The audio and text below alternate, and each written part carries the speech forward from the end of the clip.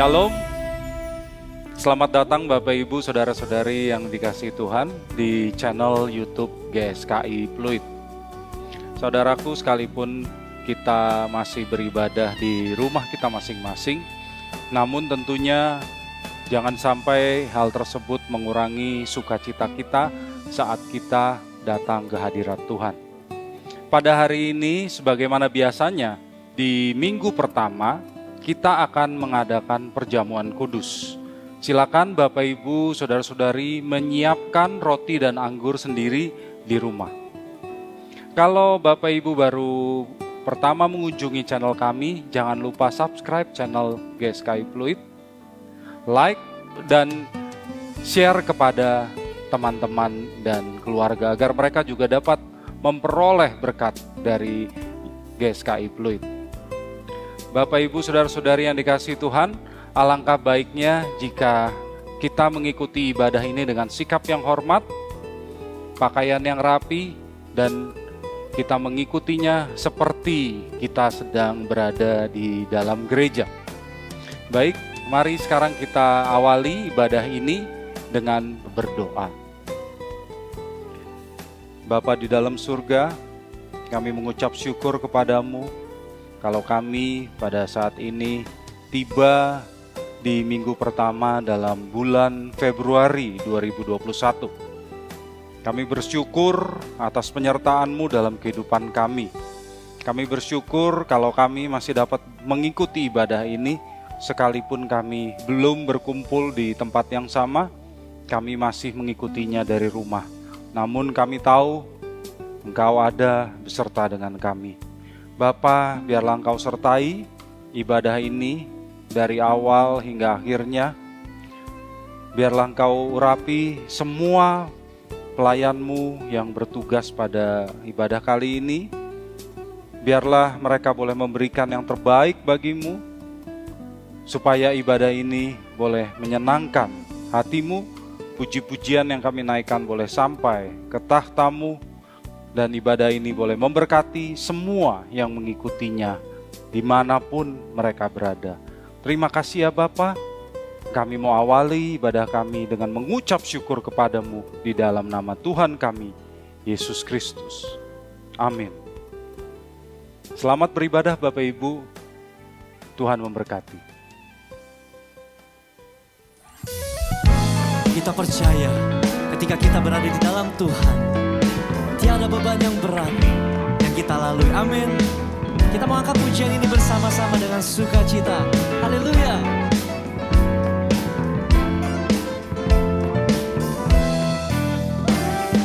Tiada beban yang berat di dalam Tuhan. Gunung yang sangat tinggi dihalaukannya, badai hidup yang besar diredakannya, hati yang hancur luluh dihiburkannya. Katakan bersama, tiada beban yang berat, tiada beban yang berat di dalam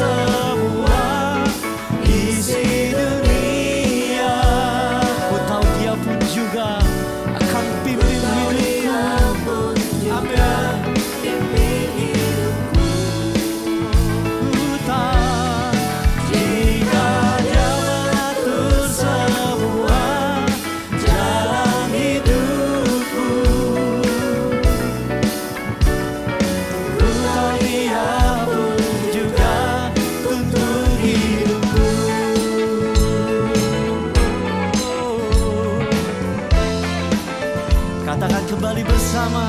Tiada beban yang berat, tiada beban yang berat di dalam Tuhan. Amin.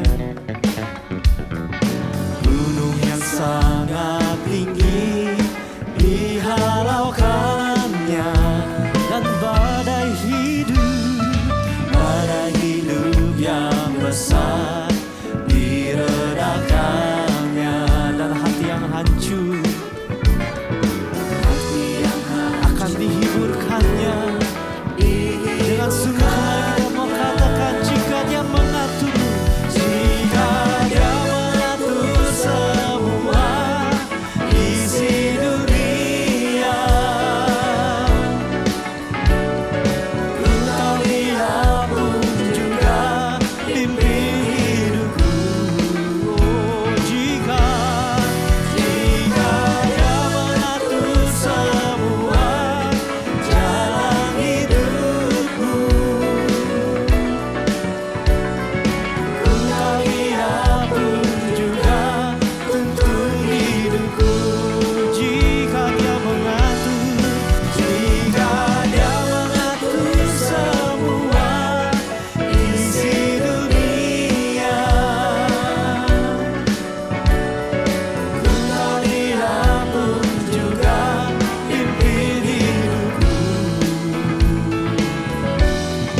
Jika Dia mengatur semua jalan hidupmu, ku tahu Dia pun juga tuntun hidupku.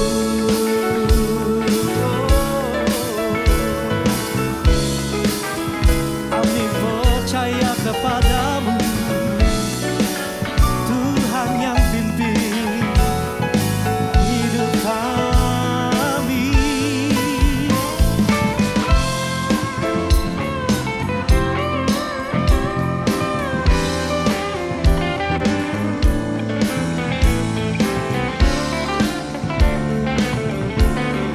Dengan sungguh kita mau percaya, katakan, jika Dia mengatur semua isi dunia.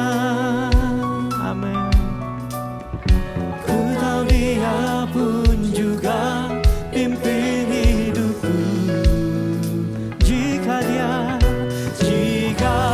mengatur semua jalan hidupmu, ku tahu Dia pun juga tuntun hidupku. Oh, jika Dia mengatur semua isi dunia, dan ku tahu Dia pimpin hidup kami. Amin. Jika Dia mengatur semua jalan hidupmu, ku tahu Dia pun juga tuntun hidupku. Dan ku tahu Dia pun juga tuntun hidupku. Ku tahu Dia pun juga, ku tahu Dia pun juga tuntun hidupku.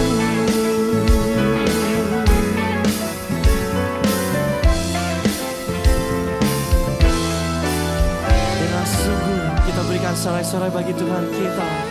Haleluya. Kita mempersiapkan hati kita untuk boleh mendengarkan yang terbaik dari Tuhan.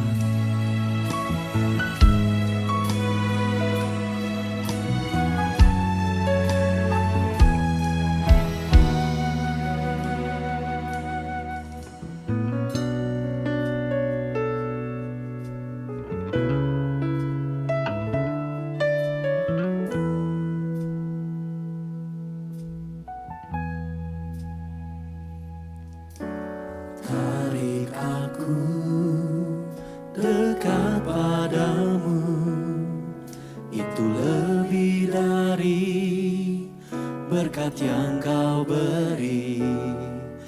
Kau sendiri hartaku, lebih dari permata dan semua yang ku miliki.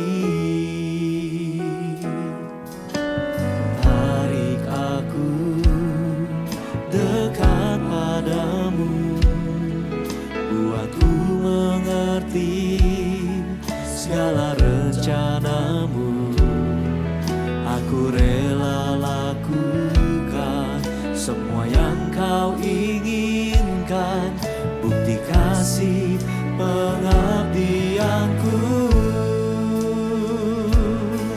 Sungguh siapakah aku ini Tuhan, tak lebih dari abu halu. Kau jadikan berharga di hadapanmu, milik kesayanganmu. Sungguh siapakah aku ini Tuhan, jadi bejana keindahan. Pada hari datangmu kau muliakan aku, tertanam di kerajaanmu. Kita mau katakan kembali, tarik aku Bapa dekat kepadamu. Tarik aku dekat padamu, itu lebih dari berkat yang kau beri. Kau sendiri harta kami, lebih dari permata. Amin.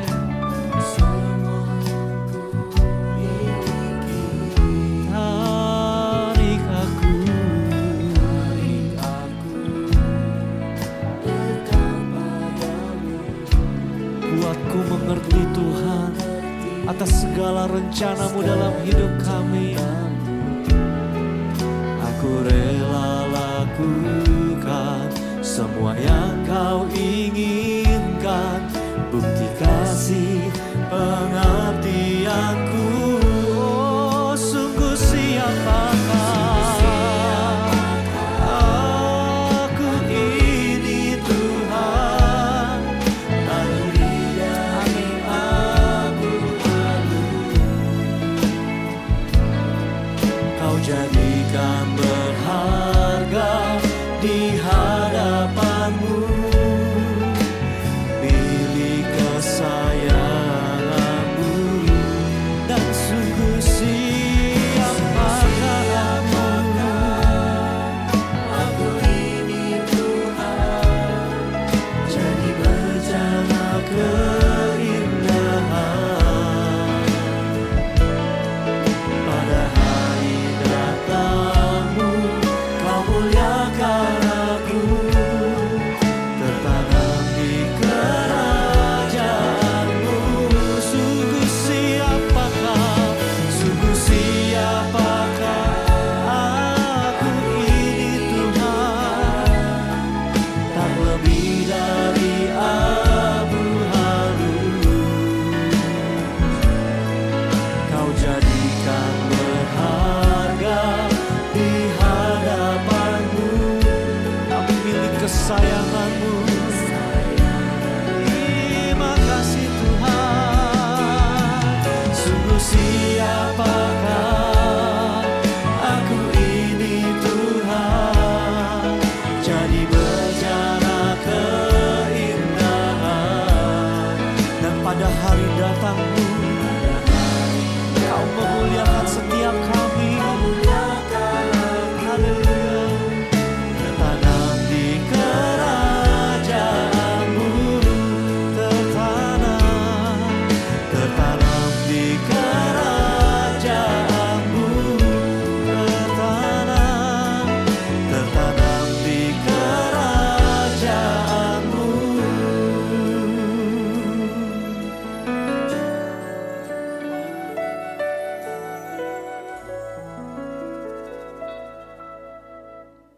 Bapak, Ibu, saudara-saudari yang dikasihi Tuhan, telah tiba saatnya bagi kita untuk mengikuti firman Tuhan. Kita berdoa. Bapa di dalam surga, kami bersyukur kalau kami akan mendengarkan firman-Mu. Kami membutuhkan firman-Mu untuk menuntun kami dalam kehidupan kami. Berfirmanlah ya Bapa, pakailah hamba-Mu sebagai alat-Mu untuk menyampaikan isi hati-Mu.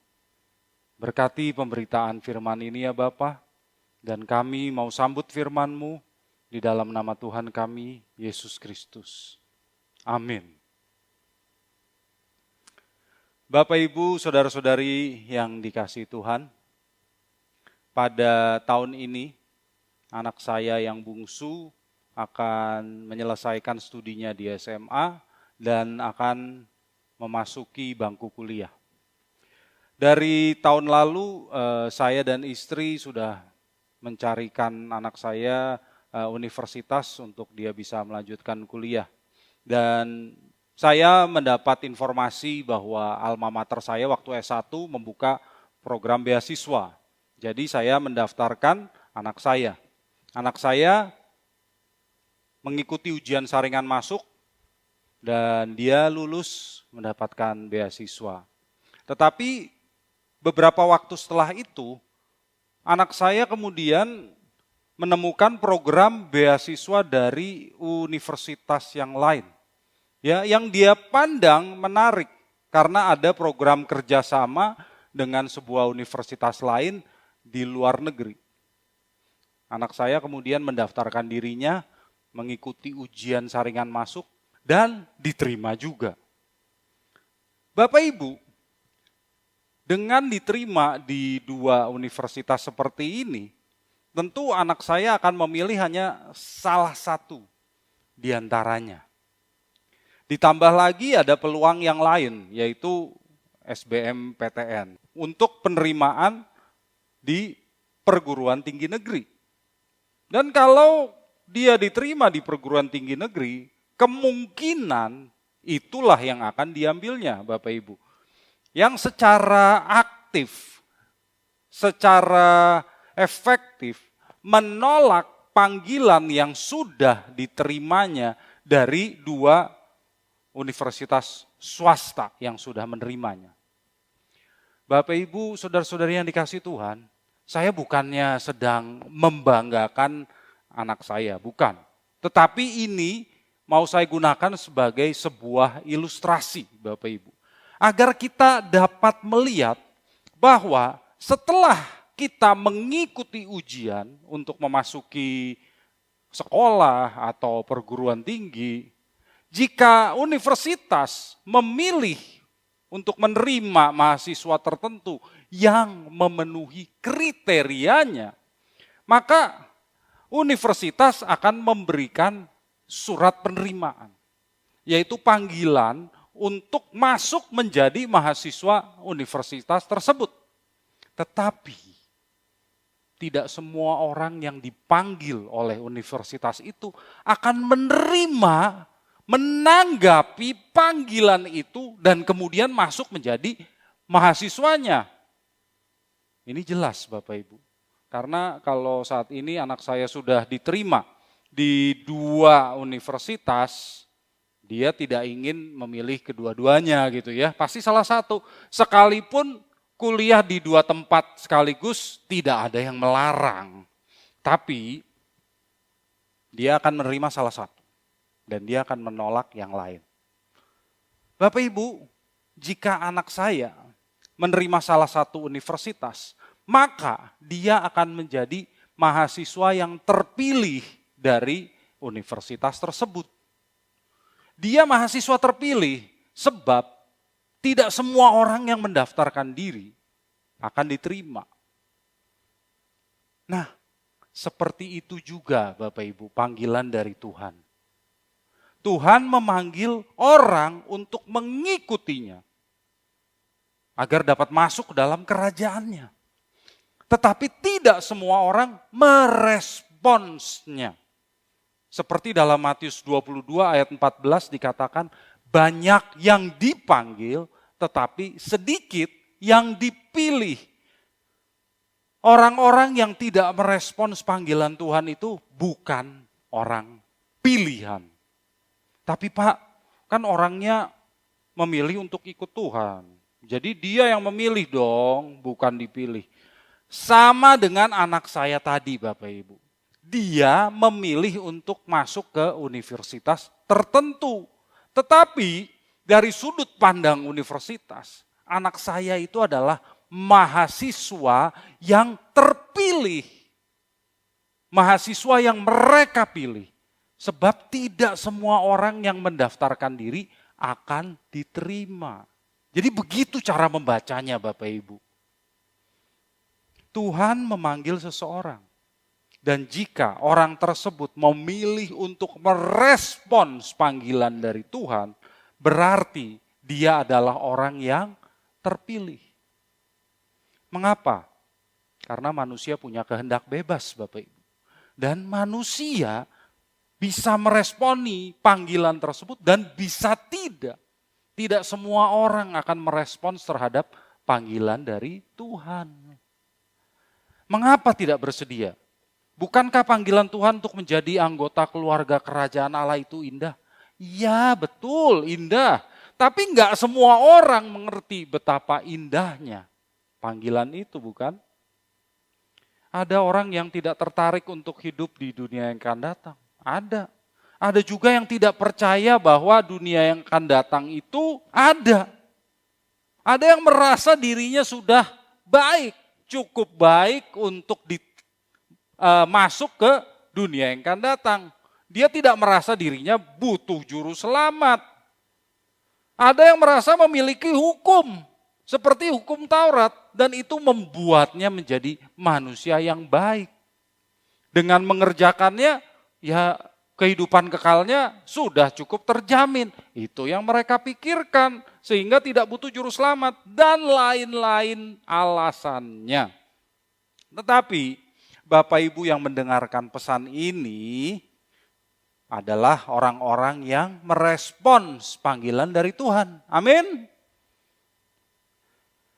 Bapak Ibu yang dikasihi Tuhan, menerima dan merespons panggilan Tuhan itu adalah langkah pertama dalam mengikut Tuhan.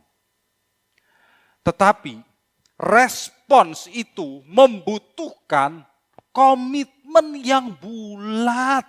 Komitmen yang kuat untuk mengikut Dia. Mengapa? Karena Tuhan Yesus sudah mati untuk menebus dosa-dosa kita. Kita sudah dibelinya, harganya sudah lunas dibayar.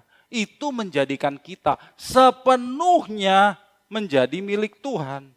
Jadi kalau kita sadar dan mau merespons panggilannya, berarti kita mengetahui dan kita menerima bahwa kita tidak lagi memiliki diri kita sendiri, Bapak Ibu. Maka kita harus berkomitmen untuk mengikut Dia dan kita harus berkomitmen untuk dimiliki oleh Dia. Bapak Ibu, saudara-saudariku yang terkasih dalam Tuhan Yesus Kristus, sebetulnya komitmen untuk mengikut Tuhan itu bukan merupakan sesuatu yang baru ada di perjanjian baru. Dalam perjanjian lama pun, komitmen untuk merespons panggilan Tuhan sudah diajarkan sebagai suatu keharusan. Hari ini kita akan belajar dari seorang tokoh perjanjian lama, yaitu Elisa, dalam responsnya untuk menanggapi panggilan dari Tuhan. Bapak Ibu, Nabi Elia adalah nabi yang dipakai Tuhan untuk melakukan hal-hal yang besar. Termasuk mengalahkan 450 orang Nabi Baal. 450 lawan 1, menang 1 Bapak Ibu. Tetapi Tuhan tetap membatasi masa pelayanan dari Elia. Tuhan menyuruh Elia mengurapi seseorang untuk menjadi penggantinya sebagai nabi. Dan orang itu adalah Elisa bin Safat yang tinggal di Abel Mehola. Mari kita buka Alkitab kita dari 1 Raja-Raja 19 ayat 19 sampai 21. 1 Raja-Raja 19 ayat 19 sampai 21. Mulai dari ayat 19, demikian firman Tuhan.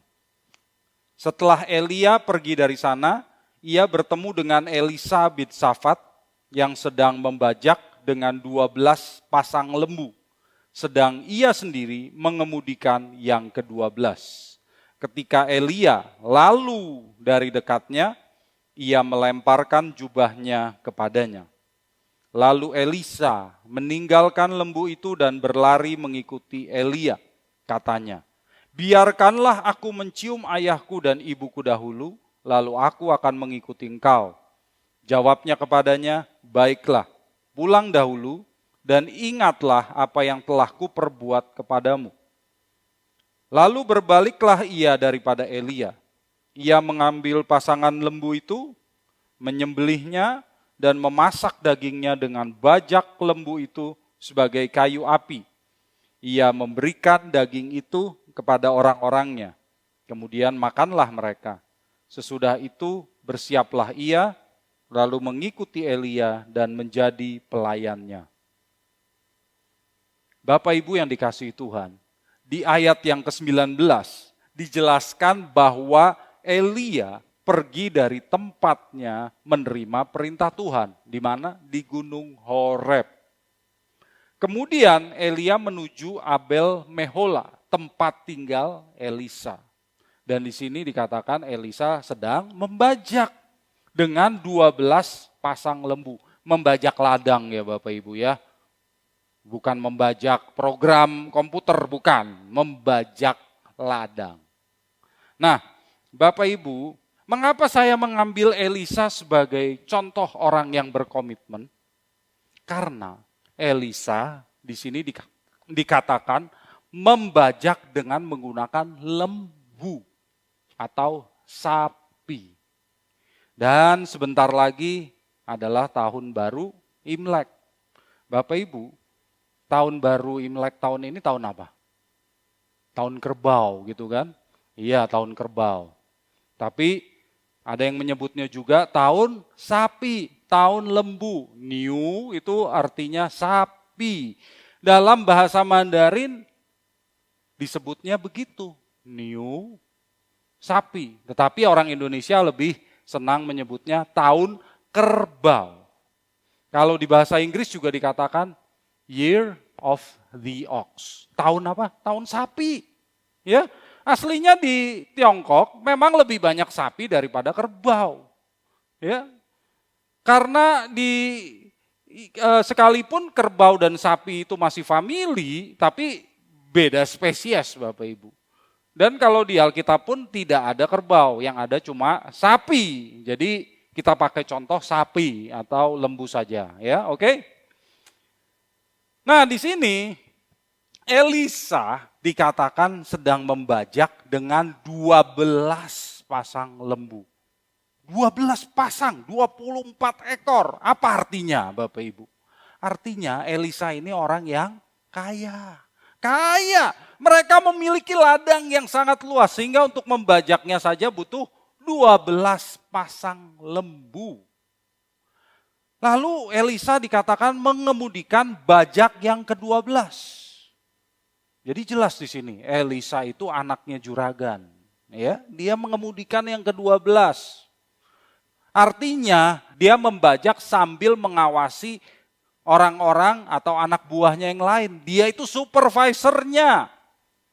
Jadi sekalipun Elisa itu anak juragan, dia tetap bekerja keras di ladangnya.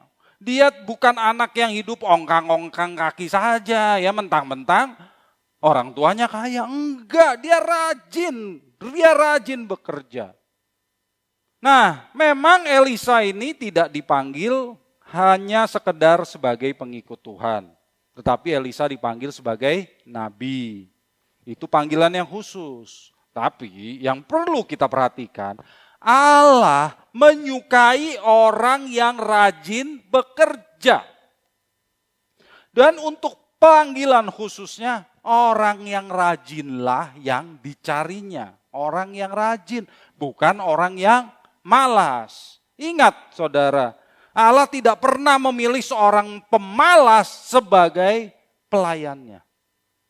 Waktu Tuhan Yesus memanggil murid-muridnya, kita lihat Petrus, Andreas, Yohanes, Yakobus dipanggil pada saat mereka sedang bekerja sebagai nelayan. Matius dipanggil pada saat dia sedang bekerja sebagai pemungut cukai. Allah menyukai orang yang rajin. Orang yang pemalas tidak akan dipilihnya sebagai pelayannya. Jadi Bapak Ibu tidak boleh malas. Amin. Tidak boleh malas. Tuhan tidak akan mempercayakan pekerjaannya yang besar kepada seorang pemalas. Terlebih lagi bagi para aktivis, pengurus, majelis, pendeta, bagi adik-adik yang hendak kuliah, dengar apa yang saya katakan. Kalau kamu malas, jangan kuliah di STT. Jangan jadi pendeta kalau malas. Mengapa? Allah tidak pernah memilih seorang pemalas untuk menjadi pelayannya. Kita lihat Amsal 20 ayat 4. Amsal 20 ayat 4. Pada musim dingin, si pemalas tidak membajak. Jikalau ia mencari pada musim menuai, maka tidak ada apa-apa. Bapak Ibu yang dikasihi Tuhan, seorang yang pemalas tidak mau bekerja keras untuk membajak. Itu kata Amsal. Nah, kalau Elisa membajak di ladang keluarganya sendiri, itu berarti dia adalah seorang yang rajin, sekalipun keluarganya kaya. Nah, kita kembali ke 1 Raja-Raja 19 ayat 19 tadi ya. 1 Raja-Raja 19 ayat 19. Di sini dikatakan Elia melemparkan jubahnya kepada Elisa. Nah, kalau dalam bahasa asli dikatakan Eliyahu elav wayashlech adarto elav. Ya, artinya Elia melewatinya dan kemudian melemparkan atau menghamparkan jubahnya kepada Elisa. Jadi Elisa bukan melemparkan seperti hadiah. Nih ambil, bukan begitu ya. Tetapi dia menghamparkan ke atas Elisa. Menghamparkan ke atas Elisa. Menutupi bahunya Elisa. Nah Bapak Ibu, di sini yang dimaksud jubah atau bahasa Ibraninya aderet adalah mantel bulu. Mantel bulu, itulah pakaian khas seorang nabi. Biasanya dibuat dari bulu unta atau bulu kambing. Nah, Bapak Ibu ingat Yohanes Pembaptis? Yohanes Pembaptis pakai jubah dari apa? Bulu unta. Nah, kalau Yohanes Pembaptis menggunakan jubah bulu unta, berarti dia menampilkan dirinya sebagai nabi, bukan orang aneh. Jadi nggak ada yang aneh dengan pakaian bulu unta. Kalau dia pakai bulu unta, artinya dia mau menyatakan, aku ini nabi. Ya, Bapak Ibu. Nah, dengan memberikan mantelnya tadi kepada Elisa, Elia memberikan isyarat bahwa Elisa dipanggilnya menjadi pengganti Elia. Menjadi nabi yang akan menggantikan Elia. Elisa dipanggil untuk mengikuti Elia sebagai murid yang belajar darinya. Ya, nanti kemudian dia akan menjadi nabi menggantikannya. Di ayat 20, kita melihat Elisa mengerti arti dari panggilan ini. Dan Elisa meresponsnya secara positif. Apa yang dilakukannya? Dia tinggalkan lembu-lembunya. Kemudian dia tinggalkan apa yang sedang dikerjakannya. Kemudian dia berlari mengikuti Elia. Artinya waktu Elia melemparkan mantelnya kepada Elisa, kemudian Elia berjalan terus. Sehingga Elisa harus mengejar Elia. Ya, Elia ingin tahu apakah Elisa ini serius atau tidak. Jadi Elia tidak memaksa atau membujuk Elisa. Ayo dong, kamu jadi muridku dong. Enggak begitu. Nah Bapak Ibu, seperti itu juga panggilan dari Tuhan. Tuhan tidak memaksa kita. Tuhan tidak membujuk kita. Kalau kita dipanggil olehnya, itu anugerah Bapak Ibu. Tuhan tidak mau membujuk kita atau merayu kita. Ayo dong kamu jadi pengikutku. Enggak, dia tidak membutuhkan kita. Kitalah yang membutuhkan dia. Jadi kalau kita yang bukan siapa-siapa ini dipanggil oleh Tuhan, itu anugerah Bapak Ibu. Itu karena kasih dan kebaikan Tuhan semata-mata. Tidak ada apapun yang bisa kita banggakan dari diri kita sendiri kalau kita boleh dipanggil olehnya. Dan bagaimana respons kita juga terserah kita. Elisa harus mengejar Elia saat dia menerima panggilan. Kalau kita serius mau mengikut Tuhan, berarti kita juga harus bersedia lari mengejarnya. Lari kejar Tuhan.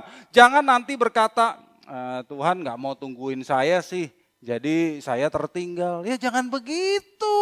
Panggilan Tuhan itu anugerah loh. Kalau kita mau menerima panggilan itu ya kita harus lari mengejar dia. Amin. Bapak Ibu yang dikasihi Tuhan, di sini kemudian kita lihat bahwa Elisa meminta kepada Elia agar ia diizinkan untuk pulang ke rumah pamitan kepada orang tuanya. Apa artinya? Artinya Elisa adalah anak yang baik dan berbakti kepada orang tuanya. Dia tahu panggilan yang diterimanya ini berarti dia akan meninggalkan orang tuanya dan mungkin tidak akan pernah bertemu dengan mereka lagi. Elisa harus pamit mencium orang tuanya karena mungkin tidak bertemu dengan mereka lagi. Dia harus meninggalkan semuanya Bapak Ibu. Dia sudah menghitung anggarannya untuk mengikut Elia. Dia akan kehilangan orang tuanya, dia kehilangan anak buahnya, dia akan kehilangan sapi-sapinya itu, dia kehilangan ladangnya, dia kehilangan sahabatnya, dia kehilangan keluarganya. Itu harga yang harus dibayar kalau dia mau mengikut Tuhan. Kalau dia mau jadi muridnya Elia. Mungkin ada dari Bapak Ibu yang mengingat ada ayat di Perjanjian Baru yang cukup mirip dengan peristiwa ini. Mari kita lihat Lukas 9 ayat 61. Lukas 9 ayat 61 dan 62. Lukas 9 ayat 61 dan 62. Dan seorang lain lagi berkata, aku akan mengikut engkau Tuhan, tetapi izinkanlah aku pamitan dahulu dengan keluargaku. Tetapi Yesus berkata, setiap orang yang siap untuk membajak tetapi menoleh ke belakang, tidak layak untuk kerajaan Allah. Nah benar Bapak Ibu, ayat ini mirip dengan panggilan Elia terhadap Elisa. Tapi ada perbedaan yang kontras dalam jawaban Yesus. Di sini Tuhan Yesus berkata apa? Setiap orang yang siap untuk membajak tetapi menoleh ke belakang tidak layak untuk kerajaan Allah. Apa bedanya dengan Elisa? Elisa itu bukannya siap untuk membajak, dia sedang membajak. Jadi beda. Jadi kita bisa memahami ayat ini Bapak Ibu bahwa dengan hikmatnya Tuhan Yesus sebenarnya hendak berkata, kamu tuh bukan Elisa. Hatimu itu beda dengan Elisa. Jangan pura-pura jadi Elisa, jangan sok jadi Elisa. Kamu tuh masih punya keterikatan dengan dunia ini. Sementara Elisa itu sudah siap dan rela untuk meninggalkan segalanya. Orang yang masih terikat dengan dunia, itu seperti istri Lot. Tidak layak untuk kerajaan Allah. Itu loh yang mau dikatakan Tuhan Yesus. Mengapa? Tuhan Yesus tahu isi hati orang itu. Tuhan Yesus bisa mengerti apa yang dipikirkan Orang itu karena hikmat yang dimiliki oleh Tuhan. Jadi kita lihat itu kejadian yang berbeda Bapak Ibu. Kontras. Elisa itu siap untuk meninggalkan segalanya. Dia berkomitmen meninggalkan segalanya. Itulah sebabnya Elia mengizinkan Elisa untuk berpamitan kepada orang tuanya. Elia berkata kepada Elisa, "Lo lech shuv ki measitilach." Ya, artinya sebetulnya adalah kalimat tanya. Jadi lebih cocok diterjemahkan, "Pulanglah, sebab apa yang telah kulakukan kepadamu?" Ya, ini kalimat tanya. Pulanglah, sebab apa yang telah kulakukan kepadamu? Maksudnya begini, apa sih yang telah kulakukan kepadamu? Panggilan ini itu dari Tuhan, bukan dari aku. Jadi silakan pulang, aku tidak melarang kamu pulang. Itu maksud dari Elia. Elia yakin Elisa akan kembali kepadanya dan mengikutinya setelah Elisa berpamitan dengan orang tuanya. Dan Bapak Ibu, yang mengagumkan adalah apa yang dilakukan Elisa di ayat 21. Mari kita kembali baca di ayat 21. Lalu berbaliklah ia daripada Elia. Ia mengambil pasangan lembu itu, menyembelihnya dan memasak dagingnya dengan bajak lembu itu sebagai kayu api. Ia memberikan daging itu kepada orang-orangnya, kemudian makanlah mereka. Sesudah itu bersiaplah ia, lalu mengikuti Elia dan menjadi pelayannya. Bapak Ibu, ini yang menarik. Elisa mengambil pasangan lembu yang tadi dia pakai untuk membajak. Terus diapain? Disembelih, dimasak. Ya, lalu bajaknya tadi, bajak supervisor itu dia hancurkan, dijadikan kayu api. Lalu 2 ekor lembu itu dimasaknya, ya jadi steak. Kemudian dibagi-bagikan kepada anak-anak buahnya. Waduh, anak buahnya pesta ya. Pesta itu pasti banyak sekali dagingnya. Jadi itulah pesta perpisahan dari Elisa dengan anak-anak buahnya. Sesudah itu, apa yang dilakukan? Elisa mengikuti Elia, jadi pelayannya. Coba, dari bos jadi pelayan. Dari bos yang punya pelayan loh, jadi pelayan. Dia tinggalkan itu bosnya. Dia tinggalkan statusnya sebagai bos, jadi pelayan. Jadi Bapak Ibu, Elisa memutuskan hubungannya dengan segala hal yang dapat menghalanginya dari panggilannya. Dia sungguh-sungguh berkomitmen meninggalkan segalanya. Keluarganya, harta bendanya, warisannya, sahabatnya, ditinggalkan semuanya. Ini loh yang namanya meninggalkan dunia. Ini yang namanya berkomitmen. Komitmen apa? Menciptakan yang namanya point of no return. Bukan menunggu point of no return itu sampai kepadanya. Dia ciptakan point of no return tersebut. Bapak Ibu pasti pernah mendengar istilah point of no return. Itu adalah titik di mana seseorang tidak bisa kembali ke titik keberangkatan. Dan mau tidak mau harus melanjutkan perjalanan menuju tujuan. Jadi kalau kita memutuskan untuk mengikut Tuhan, maka setelah kita melewati point of no return itu, maka kita tidak akan bisa kembali ke dunia. Mau tidak mau pasti kita terus ikut Tuhan apapun yang terjadi. Sebaliknya, orang yang terus-menerus menolak Tuhan juga sampai satu titik akan sampai di point of no return. Yaitu dia tidak bisa lagi berbalik kepada Tuhan. Nah, point of no return mana yang Bapak Ibu pilih? Bapak Ibu, ada banyak ilustrasi lain yang menggambarkan orang yang menciptakan point of no return mereka sendiri. Ya, tapi karena ini menjelang Imlek, izinkan saya menggunakan ilustrasi kisah dari negeri Tiongkok.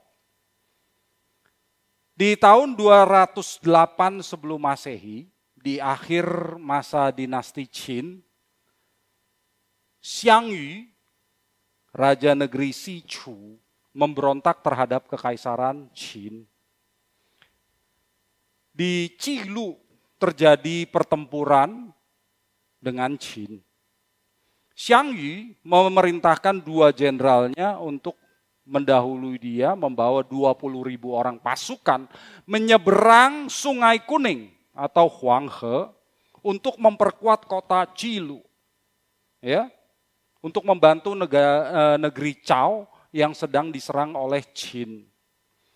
Kemudian Xiang Yu memimpin pasukannya lagi menyeberang Sungai Kuning tersebut.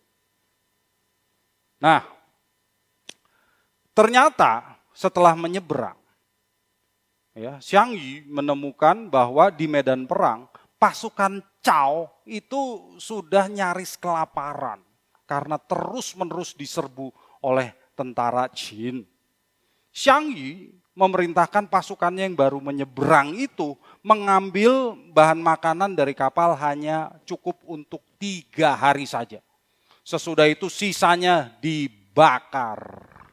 Kemudian semua alat masak, semua kuali itu harus dihancurkan. Kualinya harus dipecahkan. Dan kemudian Xiang Yu memerintahkan anak-anak buahnya untuk menenggelamkan semua perahu yang mereka pakai untuk menyeberang sungai.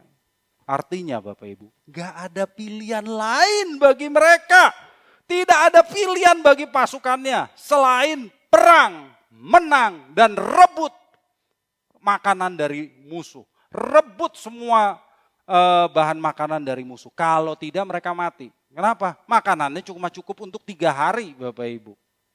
Nah, akhirnya pasukan Xiang Yu bertempur dengan gagah berani dan berhasil mengalahkan pasukan Qin. Dari pertempuran ini muncul pepatah Pofu Chenzhou.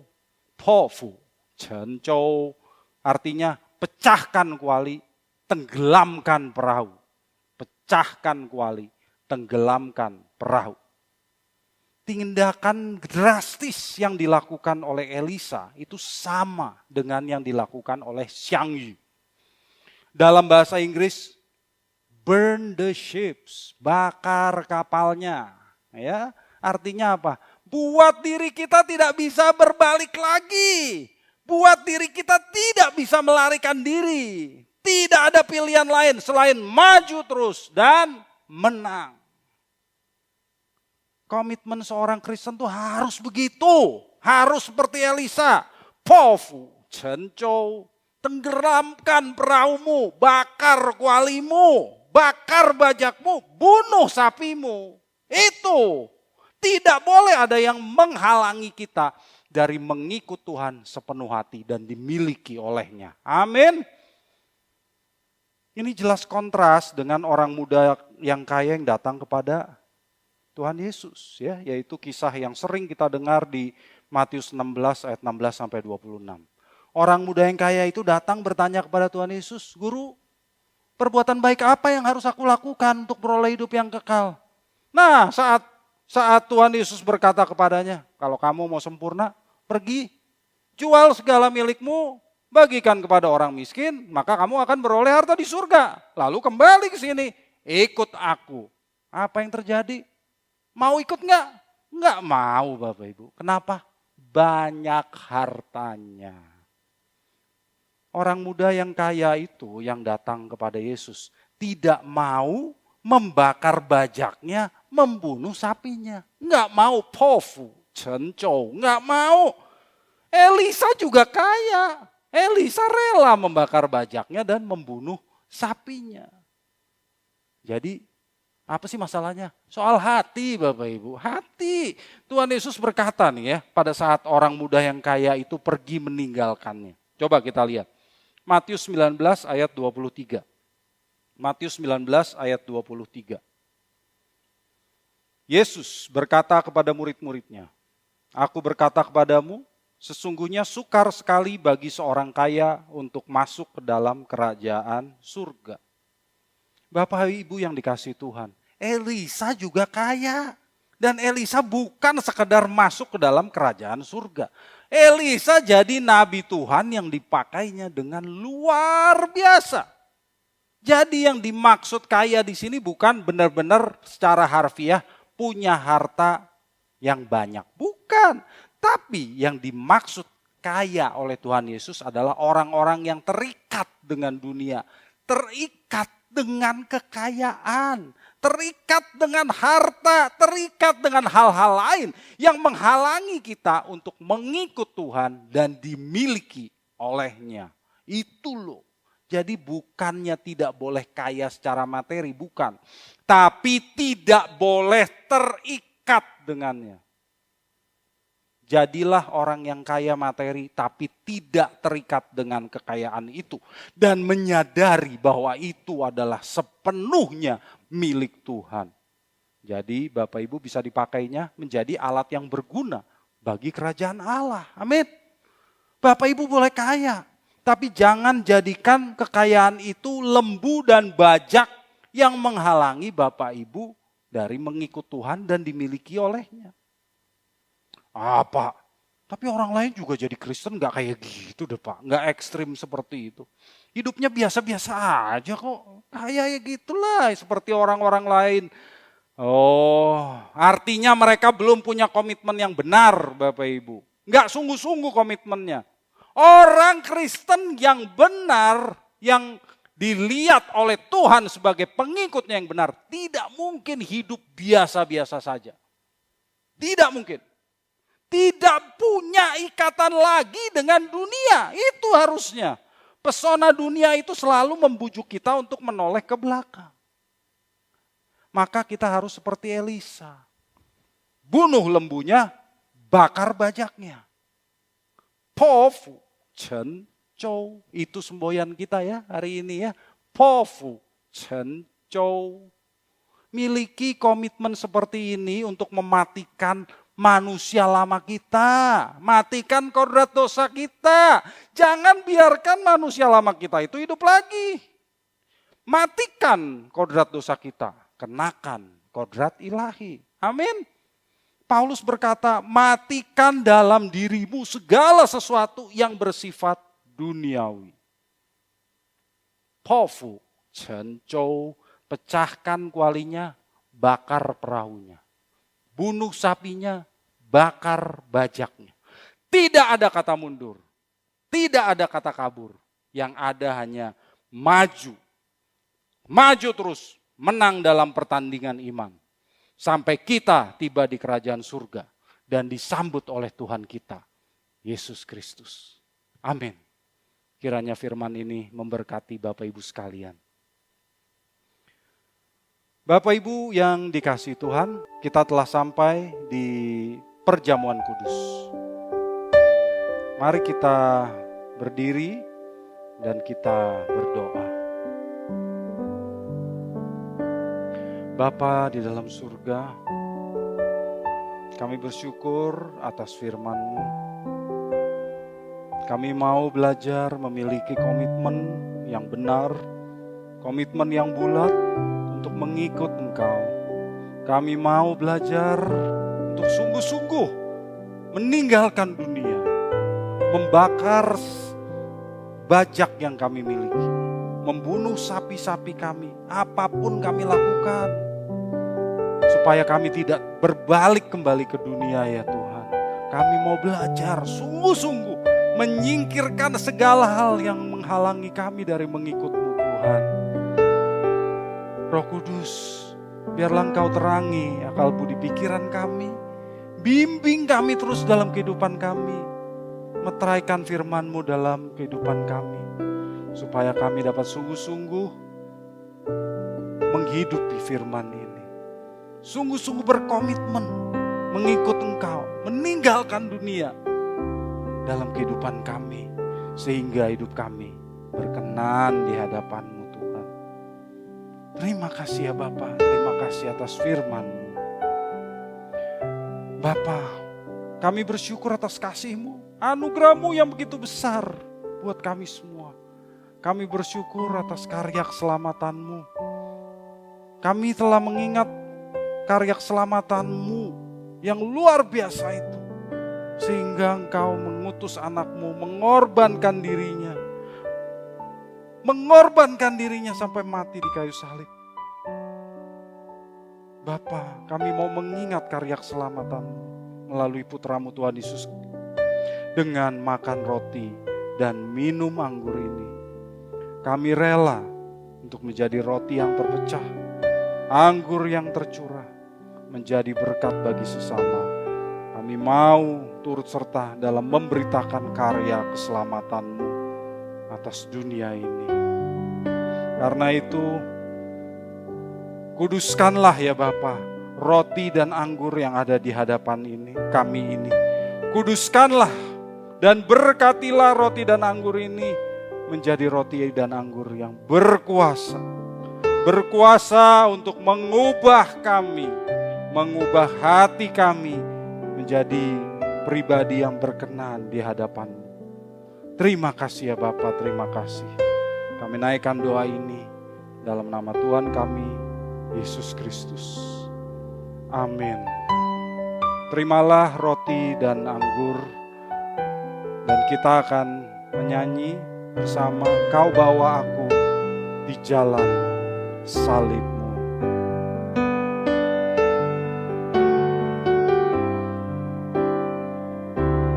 Kau bawa aku di jalan salib-Mu. Kau ajar melangkah di jejak hidup-Mu. Perjuangan yang telah Kau lakukan, pengorbanan-Mu demi kemenangan. Kau bawa aku di jalan salib-Mu. Kau ajar melangkah di jejak hidup-Mu. Perjuangan yang telah Kau lakukan, pengorbanan-Mu demi kemenangan. Katakan, ku mau ikut Yesus. Ku mau ikut Yesus, Tuhan dan Rajaku. Walau sukar dan berat jalan salib-Mu, di sisi-Mu Tuhan, dalam penderitaan sampai kemuliaan bersama-Mu Tuhan. Ku mau ikut Yesus, Tuhan dan Rajaku. Walau sukar dan berat jalan salib-Mu, di sisi-Mu Tuhan, dalam penderitaan sampai kemuliaan bersama-Mu Tuhan. Sampai kemuliaan bersama-Mu Tuhan. Sampai kemuliaan bersama-Mu Tuhan. Angkat roti dan anggur di atas kepala Bapak Ibu Saudara-saudari, dan ikuti apa yang saya katakan. Di dalam nama Tuhan Yesus, aku percaya bahwa tubuh Tuhan Yesus telah dipecah-pecahkan. Darah Tuhan Yesus telah ditumpahkan bagi pengampunan dan penebusan dosa-dosaku. Oleh kurban Tuhan Yesus, aku percaya aku dibebaskan dari kutuk dosa, kutuk maut, segala kutuk dan api neraka. Oleh kurban Tuhan Yesus, aku percaya aku telah memperoleh pengampunan dosa, keselamatan, hidup kekal, kesembuhan, pemulihan, kemenangan, dan kelimpahan berkat di dalam Tuhan. Oleh kurban Tuhan Yesus, aku percaya dan menerima bahwa aku milik Tuhan untuk mengabdi dan melayani bagi Tuhan Yesus dengan segenap hidupku selama-lamanya. Turunkan tangan saudara.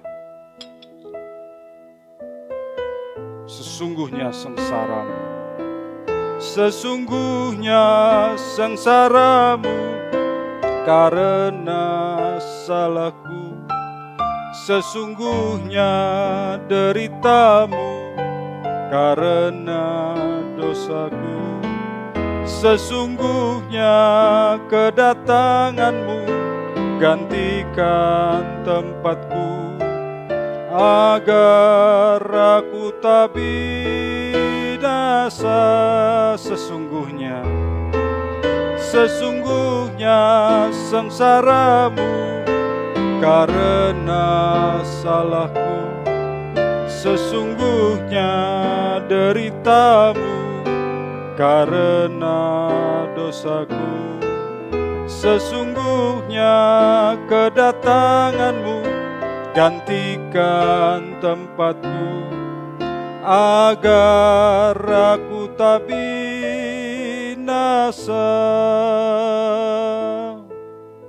Angkat roti dengan tangan kanan Bapak Ibu. Sebab apa yang telah kuteruskan kepadamu telah aku terima dari Tuhan, yaitu bahwa Tuhan Yesus pada malam waktu ia diserahkan mengambil roti, dan sesudah itu ia mengucap syukur atasnya.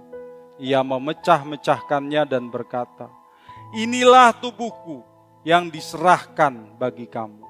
Perbuatlah ini menjadi peringatan akan aku." Roti ini menunjuk kepada Tuhan Yesus, tubuh Tuhan Yesus yang diserahkan bagi kita. Makanlah bersama-sama di dalam nama Tuhan Yesus.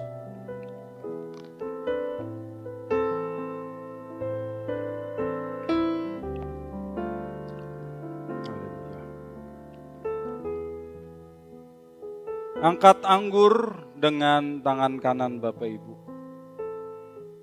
Demikian juga ia mengambil cawan sesudah makan, lalu berkata, "Cawan ini adalah perjanjian baru yang dimeteraikan oleh darahku. Perbuatlah ini setiap kali kamu meminumnya menjadi peringatan akan aku. Sebab setiap kali kamu makan roti ini dan minum cawan ini, kamu memberitakan kematian Tuhan sampai ia datang." Anggur ini menunjuk kepada darah Tuhan Yesus yang ditumpahkan bagi kita. Mari kita minum bersama-sama di dalam nama Tuhan Yesus.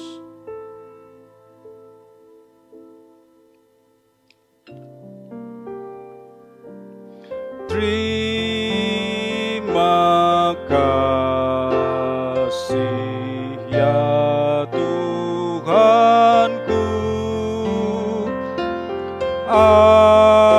atas keselamatanku,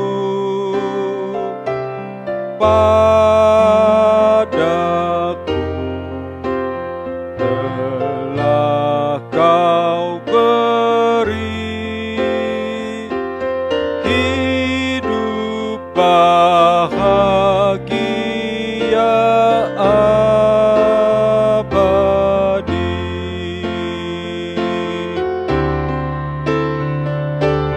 Terima kasih ya Tuhanku atas keselamatanku, padaku telah kau beri hidup bahagia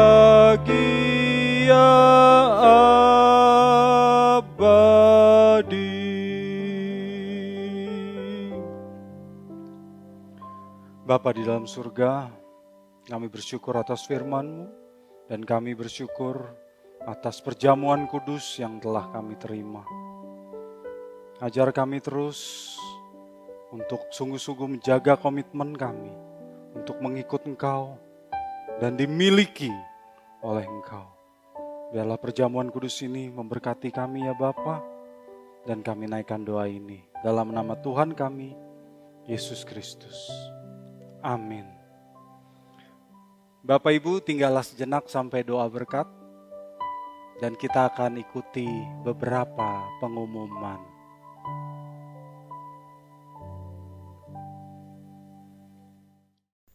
Bagi Bapak, Ibu, Saudara-saudari yang terpanggil untuk mendukung pelayanan GSKI Pluit dapat memberikan persembahan ke rekening BCA KCU Pluit dengan nomor 1686533388.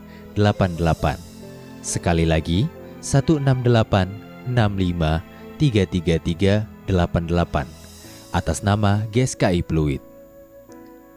Saudara dapat juga menggunakan aplikasi BCA Mobile untuk men-scan QR Code yang tampil di layar.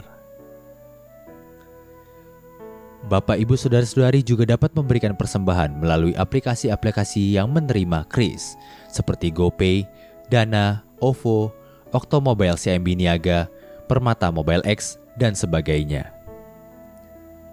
Dengan aplikasi-aplikasi tersebut, saudara dapat men-scan QR Code yang tampil di layar. Terima kasih atas dukungan persembahan saudara. Tuhan Yesus memberkati.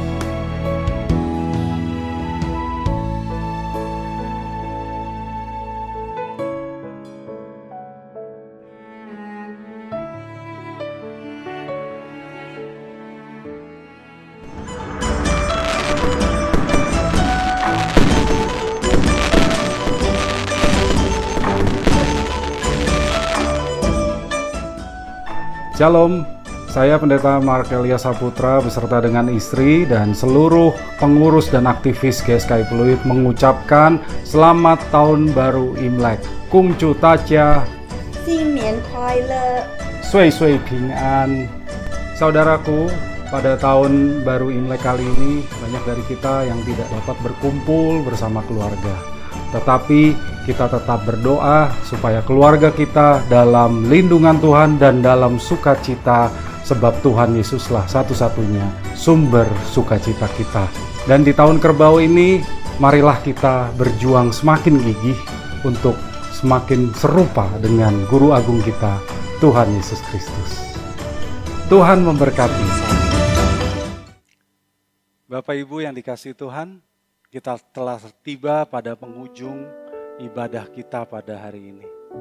Untuk itu marilah kita kembali bangkit berdiri, kita akan berdoa untuk menerima berkat dari Tuhan. Bapa di dalam surga, kami bersyukur atas penyertaan-Mu kepada kami semua dalam ibadah ini dari awal hingga akhirnya.